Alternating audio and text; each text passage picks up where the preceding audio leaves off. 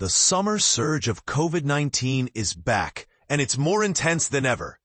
A recent spike in cases across the U.S. has caught public attention, particularly in states like Arkansas, Louisiana, New Mexico, Oklahoma, and Texas, where over 15% of tested individuals are showing positive results. But this isn't just a regional issue. Many Western states are also experiencing similar trends, with 10% positivity rates reported in a dozen additional states. Here's where it gets controversial. While official data paints a clear picture, experts warn that actual case numbers may be significantly lower due to rising use of at-home testing kits. These kits allow people to bypass traditional lab systems, creating gaps in the data. However, a more reliable method is emerging: wastewater monitoring.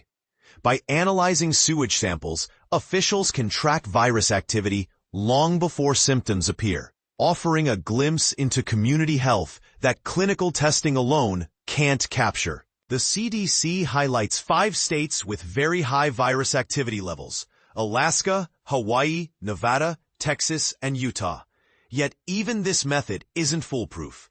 Some states lack sufficient testing infrastructure, leaving critical data missing. But this isn't new. The New York Times reports that this summer surge has been a recurring pattern since the pandemic began. Why? Epidemiologists say it's due to increased time spent indoors in poorly ventilated spaces and more frequent travel, both of which accelerate virus spread. Another factor is waning immunity. Dr. Ziad Al-Ali notes that the last booster shot, administered in the fall, may no longer provide adequate protection by summer. Meanwhile, vaccine access is shifting. While the FDA recently approved updated vaccines for seniors, younger adults and children without high-risk conditions now face stricter eligibility rules. This creates a dilemma.